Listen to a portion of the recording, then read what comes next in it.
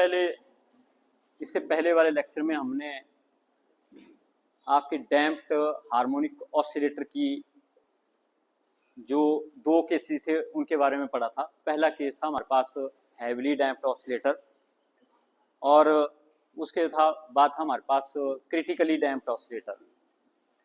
और अब हम इसका तीसरा केस करेंगे, थर्ड केस। तो केस 3 हमारे पास है लाइटली डैम्प्ड ऑसिलेटर।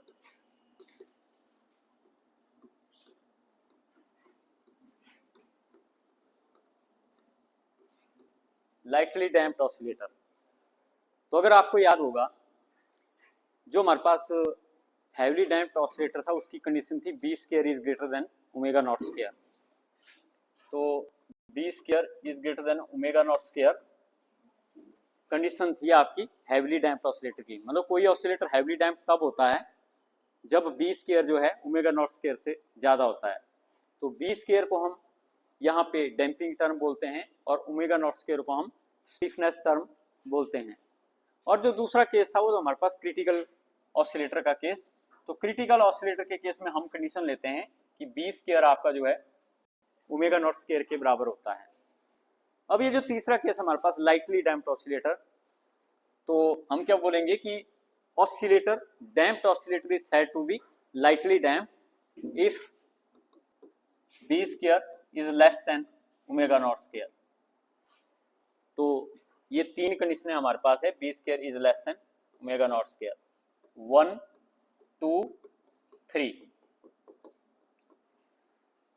तो अगर ऑसिलेटर हैवीली डैम्प्ड है तो बी स्क्वायर बड़ा होगा ओमेगा नॉट स्क्वायर से। अगर क्रिटिकली डैम्प्ड है तो बी स्क्वायर और ओमेगा नॉट स्क्वायर दोनों बराबर होंगे। अगर बी स्क्वायर छोटा है ओमेगा नॉट स्क्वायर से तो इस केस में हमारे पास हम बोलेंगे कि इस ऑसिलेटर को हम तब जो है लाइटली डैम्प्ड ऑसिलेटर बोलेंगे। तो हम ये जो चैप्टर है ये डैम्प्ड ऑसिलेटर का ही है, लेकिन हैवीली डैम्प्ड, क्रिटिकली डैम्प्ड और लाइटली डैम्प्ड यहाँ पे हम कर रहे हैं। तो बताए अगर हम ये कंडीशन यहाँ पे कंसीडर करते हैं तो इसका मतलब क्या हुआ कि B होता है आपका R/2m, तो ये बन गया R²/4m² is less then S/m। तो B की जो वैल्यू होती है वो R/2m होती है, तो B स्क्वायर कितना बनेगा R²/4m² and it will be less than omega not square. लेकिन ओमेगा नॉट स्क्वायर की वैल्यू होती है S/m। तो इस कंडीशन को हम इस तरह से भी लिख सकते हैं। तो एक ही हमारे पास, या आप ये कह लो या आप इस तरह से यहाँ पे कह लो। तो बी स्क्वायर अगर ओमेगा नॉट स्क्वायर से आपके पास कम है तो हम क्या बोलेंगे, B square minus omega not square will be negative. क्यों? क्योंकि बी स्क्वायर छोटा है ओमेगा नॉट स्क्वायर बराबर है। अगर उनका डिफरेंस आप लेते हैं छोटे का स्क्वायर माइनस बड़े का स्क्वायर, तो ये टर्म ज्यादा आएगी, ये छोटी आएगी। और ये इसका जब आप माइनस लेंगे तो नेगेटिव वाला डोमिनेट करेगा, इसलिए नेगेटिव वैल्यू हमारे पास आएगी। तो हम क्या बोलेंगे, B square minus omega not square एक नेगेटिव नंबर हमारे पास होगा। लेकिन अगर हम इसका जैसे अंडरूट लेते हैं, अंडरूट लेते हैं हम B square minus omega not square का। अब B square minus omega not square हमारे पास नेगेटिव है, तो अगर हम इसको बोलते हैं कि ये नेगेटिव है तो हम इसको इस तरह से लिखते हैं माइनस ओमेगा नॉट स्क्वायर और माइनस बी स्क्वायर। अगर B square minus omega not square negative है तो हम नेगेटिव साइन दोनों में कॉमन ले लेते हैं।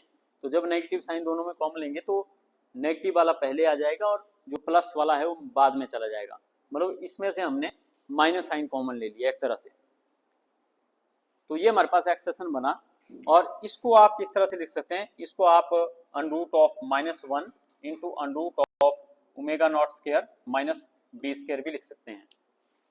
लेकिन आपको पता है कि -1 का अंडरूट जो होता है वो हमारे पास आयोटा होता है, -1 का अंडरूट आयोटा होता है, और ये हमारे पास बनेगा ओमेगा नॉट का स्क्वायर माइनस बी स्क्वायर।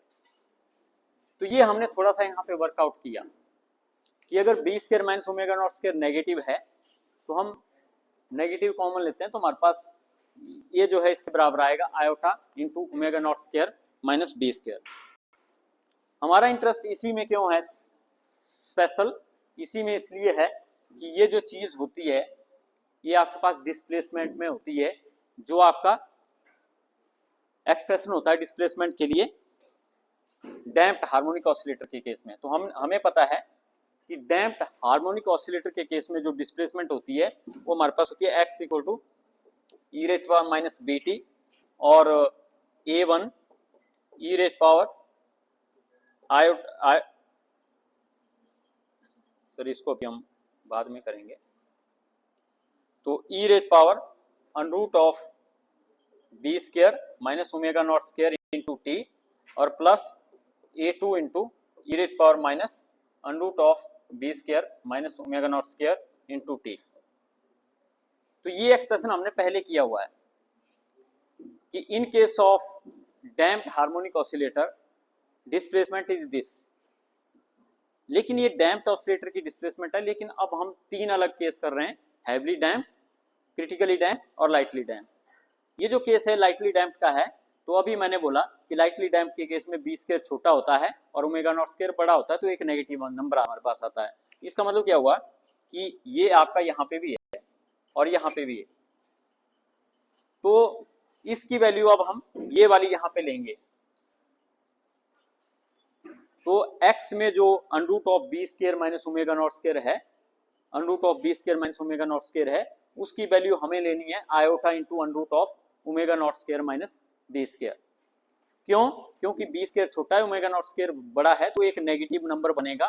तो अगर हम नेगेटिव इसमें कॉमन लेंगे तो -1 का अंडर रूट आयोटा बनता है, तो इसलिए हमें ये चेंज करना पड़ेगा।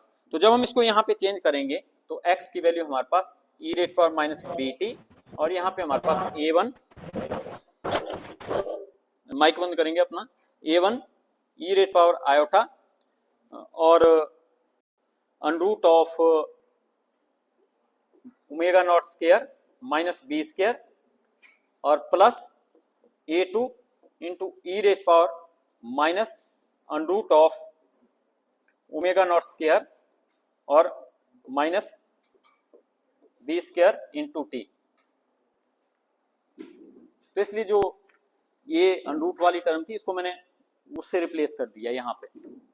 लेकिन फिर ये बोलता है कि जो हमारे पास under root of omega not square minus B square है, उसको हमने ओमेगा नॉट डैश लेना है, क्योंकि कैलकुलेशन थोड़ी बड़ी लगेगी आपको। अगर आप omega not square minus B square का अंडर रूट यहाँ भी लेंगे यहाँ भी लेंगे, तो इसलिए बोलता है कि इसको under root of omega not square को इसको मान लो आप ओमेगा नॉट डैश ले लेते हैं, तो हम क्या बोलेंगे कि let under root of omega not square minus B square equal to omega not dash. तो जब हम ऐसा करेंगे तो ये एक्सप्रेशन थोड़ा सा छोटा दिखेगा आपको, x equal to e raise power minus B T और यहाँ पे हमारे पास आएगा a1 और e raise power iota omega not dash into t और प्लस a2 और e raise power minus iota omega not dash into t. तो ये थोड़ा सा छोटा ओमेगा नॉट डैश लेके हमारे पास थोड़ा छोटा ये एक्सप्रेशन लग रहा है। और अब हम यहाँ पे जो ट्रिग्नोमेट्री का रिलेशन है वो यहाँ पे अप्लाई करेंगे। तो हम किस तरह से इसको यहाँ पे कर सकते हैं, आपको पता है कि जो हमारे पास ई रेज पावर एक्स होता है,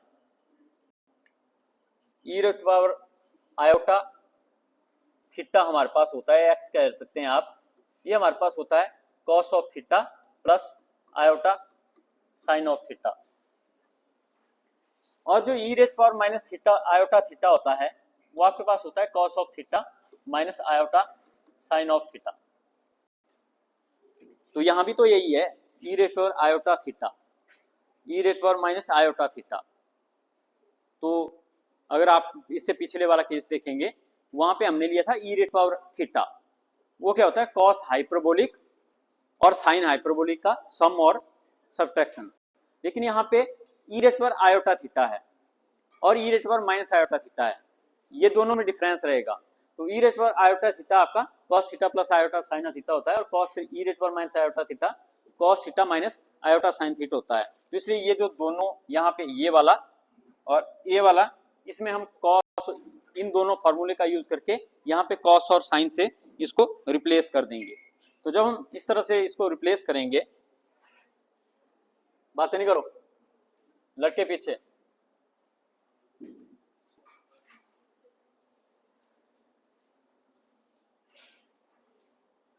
तो जब हम इसको रिप्लेस करेंगे तो x हमारे पास बनेगा e rate power minus bt, और यहाँ पे a1 और हमारे पास cos of omega not dash t और plus iota sine of omega not dash t। तो a बन गया e rate power iota theta क्या होता है कॉस ऑफ थीटा, लेकिन थीटा यहाँ पे कितना है ओमेगा नॉट डैश t, तो cos of omega not dash t plus sine of iota sine of omega not dash t, ये पहले वाला बन गया, और साथ में इसके a1, तो a1 के साथ में इसका एक्सपेंशन आया cos theta plus iota sine theta. फिर हम a2 के साथ में इसका एक्सपेंशन करेंगे तो प्लस a2, और यहाँ पे हमारे पास cos of omega not dash t minus iota sine of omega not dash t। तो ये एक्सप्रेशन इस तरह से हमारे पास जो चेंज हो जाएगा। तो ये जो e रेट पर आयोटा x और e रेट पर माइनस आयोटा x है, इसका हमने यहाँ पे फॉर्मूला लगाया, तो ये एक्सप्रेशन हमारे पास यहाँ पे बना। अब हम क्या करेंगे, जो कॉस कॉस वाले हैं उनको इकट्ठा कर देंगे और जो साइन साइन वाले हैं उनको इकट्ठा कर देंगे। तो इसे क्या हो जाएगा x will be equal to e rate पर माइनस bt, तो ये भी cos of omega not dash t है, ये भी cos of omega not dash t है, तो दोनों में कॉमन है, लेकिन यहाँ पे हमारे पास जो बचेगा वो बचेगा a1 प्लस a2, और हमने कॉमन ले लिया cos of omega not dash t, और उसी तरह से हमारे पास प्लस आयोटा, इसमें भी iota sine omega naught dash t है, इसमें भी iota sine omega naught dash t है, तो दोनों को ही हम जब यहाँ पे कॉमन ले लेंगे तो ये हमारे पास बनेगा a1 माइनस a2 और sine of omega not dash into t। तो हमने cos omega not dash t को कॉमन लिया तो a1 प्लस a2 हमारे पास अंदर बचा, और अगर हमने iota sine of omega not dash t को कॉमन लिया तो यहाँ पे a1 और माइनस आयोटा a2, आयोटा तो दोनों में है तो माइनस a2, ये हमारे पास यहाँ पे बचा। अब आपको पता है कि दो कांस्टेंट का सम भी एक कांस्टेंट होता है, तो a1 प्लस a2 को आप किसी दूसरे कांस्टेंट से यहाँ पे लिख सकते हैं, और वो कांस्टेंट हम एक कांस्टेंट उसको ले सकते हैं, लेकिन ये बोलता है कि हमने जो है फर्दर इसमें एक चीज अज्यूम करनी है,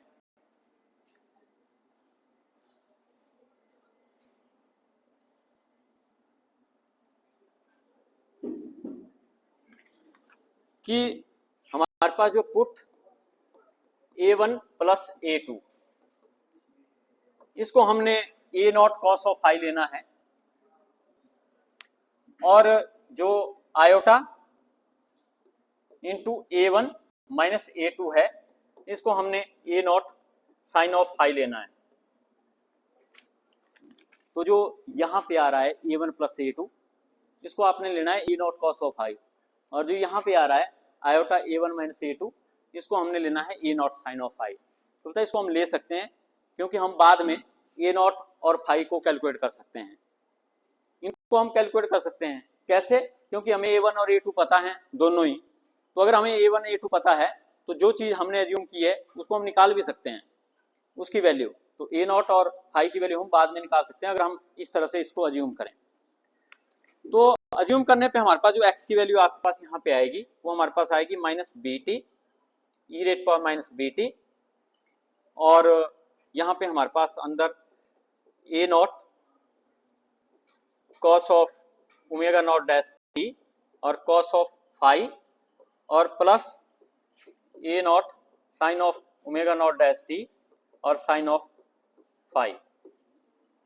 तो हमने क्या किया, a1 प्लस a2 की जगह क्या लिखा, a not cos of phi, तो ये क्या बना a not cos of phi cos of omega not dash t, तो ये हमारे पास यहाँ पे बना a not cos of phi cos of omega not dash t, और इसको हमने इस पूरे को हमने a not sine of phi लिया, तो इसकी जगह क्या आएगा a not sine of phi sine of omega not dash t, तो ये हमारे पास जो दूसरा यहाँ पे एक्सप्रेशन बना।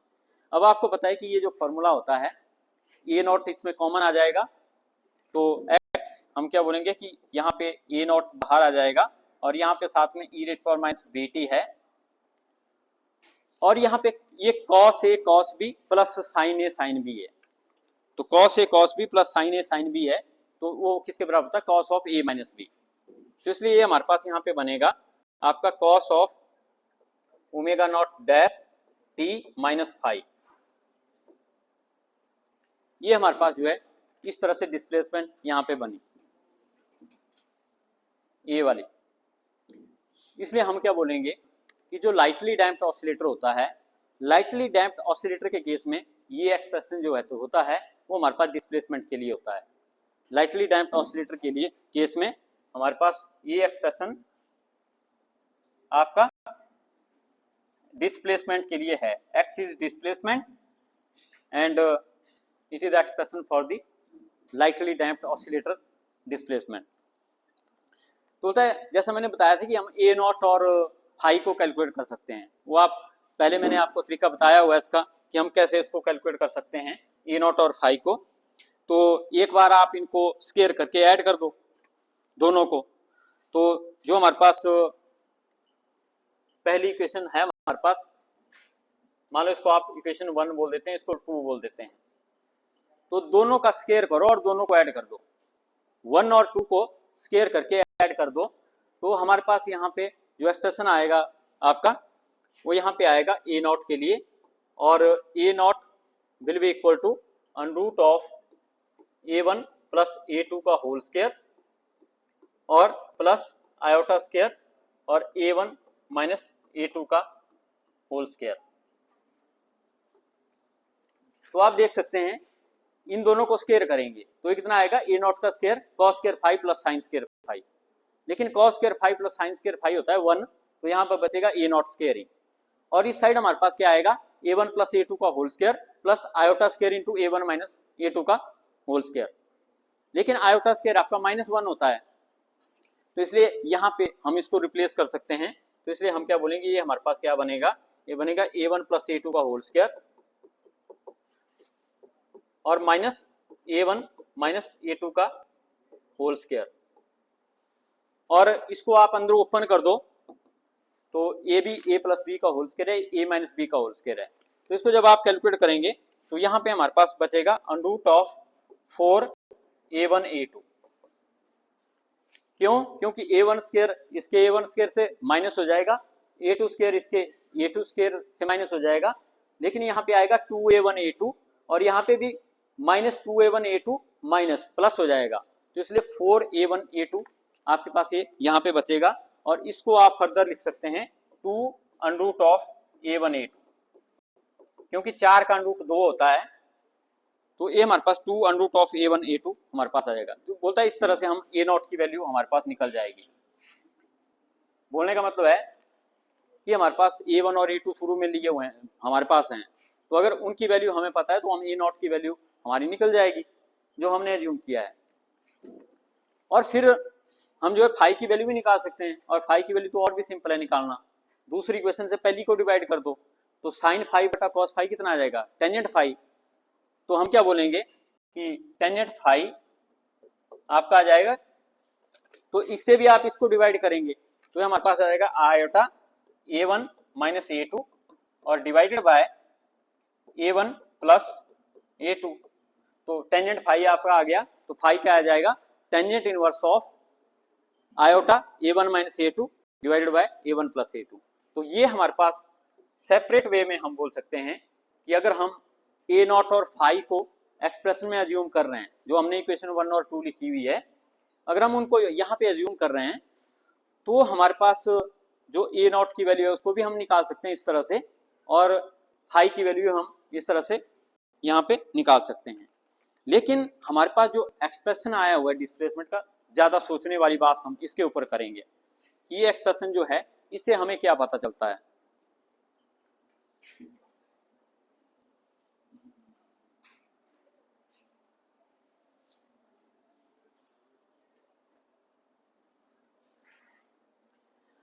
तो यहाँ पे अगर इस एक्सप्रेशन को आप देखो, अब हम बात करेंगे कि डिस्प्लेसमेंट टाइम के हिसाब से किस तरह से वेरी होगी।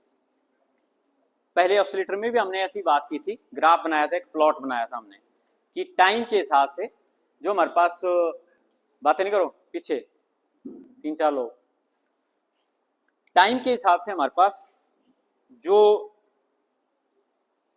हेलो क्या प्रॉब्लम है तुम्हें, खड़े हो जाओ, तुम्हें बोल रहा हूं क्या प्रॉब्लम है, हाँ क्या गुनगुन कर रहा है नीचे, नहीं नहीं पीछे बोल रहा हूँ, तेरे को ही बोल रहा हूँ, गर्दन झुका के क्या गुनगुन कर रहा है, ढंग से बैठना क्लास में, बैठ जाओ नहीं। तो यहां पे अगर हम देखें तो हमें पता है कि सिंपल हार्मोनिक ऑसिलेशन क्या होती थी। सिंपल हार्मोनिक ऑसिलेशन होती थी जिसमें कि displacement function of cosine function हमारे पास होती थी। तो यहाँ पे भी वैसा ही है कि x depend upon cos of phase, cos of phase. इसका मतलब कि इसकी ऑसिलेशन भी हमारे पास जो है इस तरह की बननी चाहिए थी, जैसे आपके पास सिंपल हार्मोनिक ऑसिलेशन होती है। लेकिन अगर आप सिंपल हार्मोनिक ऑसिलेशन का एक्सप्रेशन लिखो तो हमारे पास होता है a cos of omega naught t plus phi. ये होता है हमारे पास एक्चुअली सिंपल हार्मोनिक ऑसिलेशन के केस में डिस्प्लेसमेंट के लिए एक्सप्रेशन।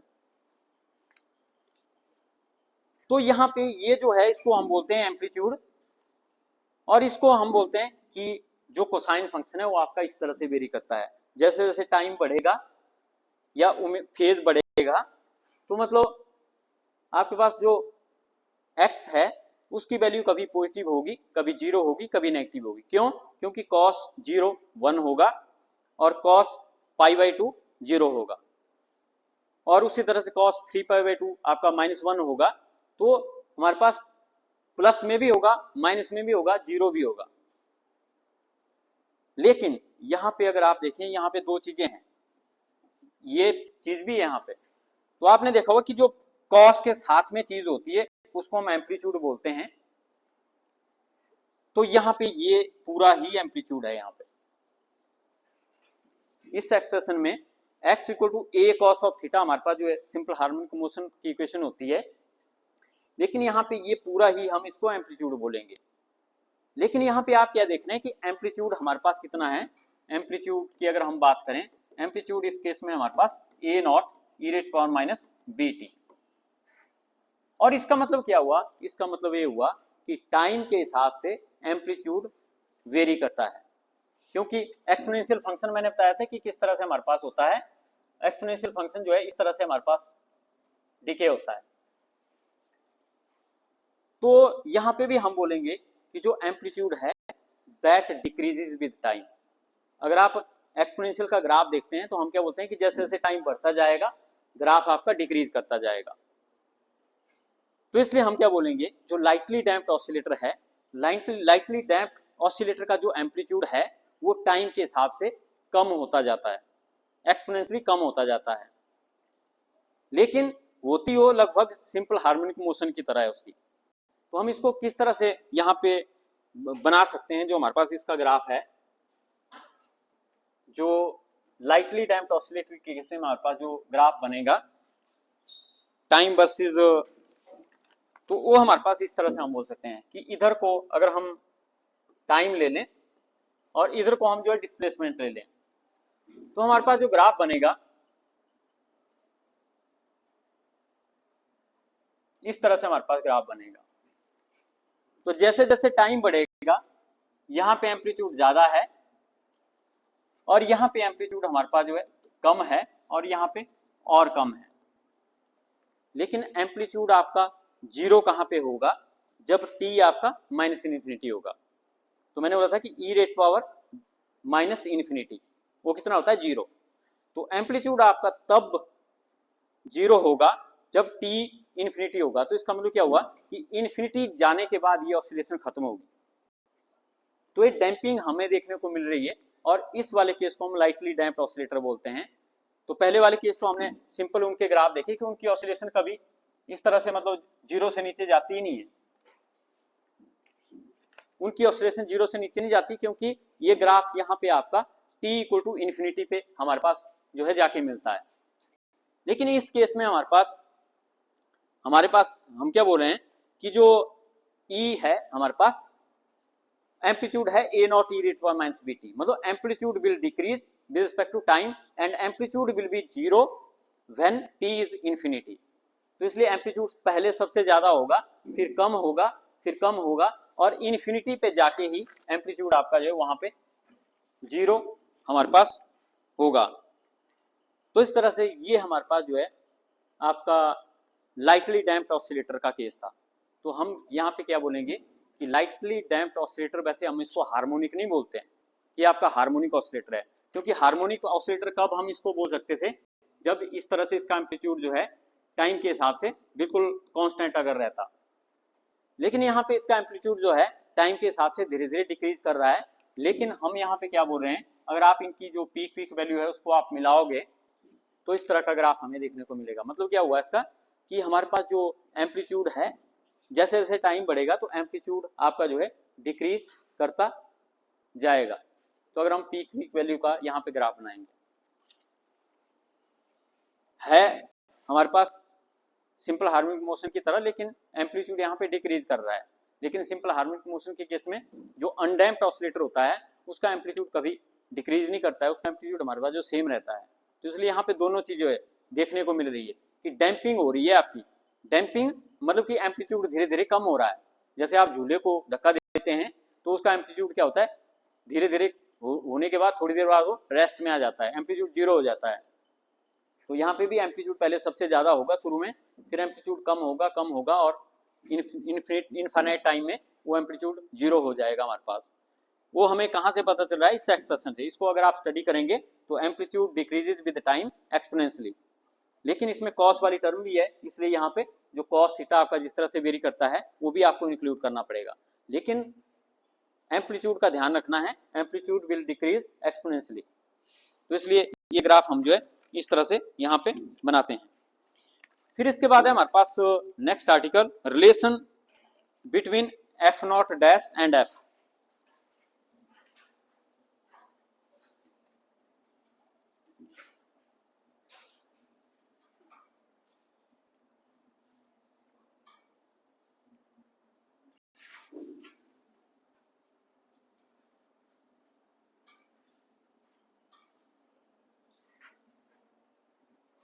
तो relation between f naught dash with f naught. तो बताइए यहाँ पे ये जो एफ नॉट डैश है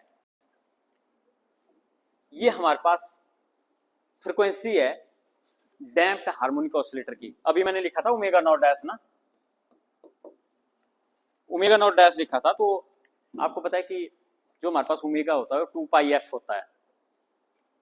तो यहाँ पे हम क्या बोलेंगे कि दोनों एक दूसरे से रिलेट होते हैं, एफ नॉट डैश और omega naught dash. Omega naught dash अभी हमने पीछे लिखा था। और जो एफ नॉट हमारे पास होता है वो होती है डैम्प्ड ऑसिलेटर की फ्रीक्वेंसी, और उस केस में हम इसको ओमेगा नॉट लेते हैं। तो ओमेगा नॉट क्या होता है, 2 पाई एफ नॉट। तो एक फ्रीक्वेंसी है डैम्प्ड की, तो हम बोलेंगे कि ये हमारे पास जो फ्रीक्वेंसी है डैम्प्ड ऑसिलेटर की, और ये वाली जो फ्रीक्वेंसी है ये है अनडैम्प्ड ऑसिलेटर की। ये दोनों में रिलेशन है कि जो बिना डैश के हमने ली थी पिछले चैप्टर में वो फ्रीक्वेंसी थी ये, और ये हमने डैश के साथ में ली, ये हमारे पास एफ नॉट डैश। तो अभी अगर आप देखें तो एफ नॉट हमारे पास होता था 1/2 pi under root of S by M.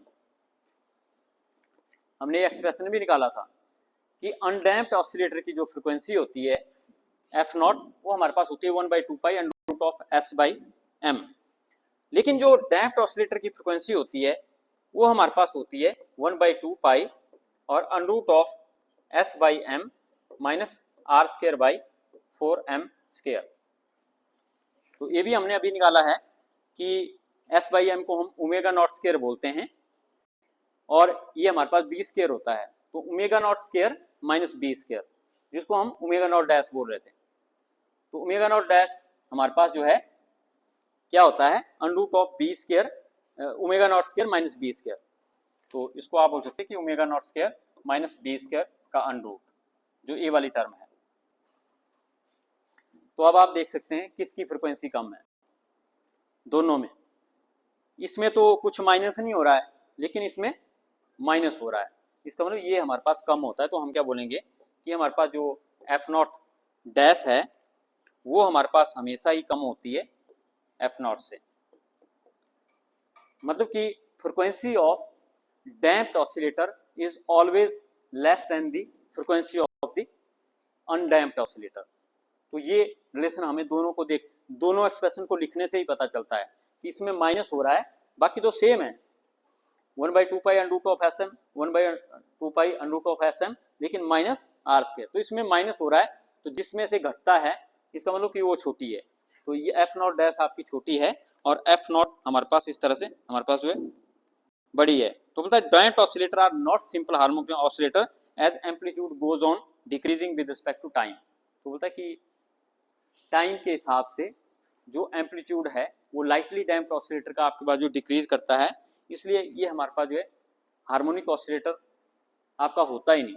इससे पहले वाले दो केस भी ऐसे ही हैं, उनकी तो ऑसिलेशन ही नहीं होती, उनका जो ग्राफ है वो इस तरह से जाता है और आगे टाइम इन्फिनिटी पे जो एक्स है वो आपका जीरो हो जाता है। तो इसलिए इस केस में ये हमारे पास बोल सकते हैं डैम्प्ड ऑसिलेटर हमारे पास जो होता है, डैम्प्ड ऑसिलेटर आपका हार्मोनिक ऑसिलेटर नहीं होता, ये आप सिंपली बोल सकते हैं। तो बाकी इसको हम कंटिन्यू रखेंगे जो इसके आगे वाले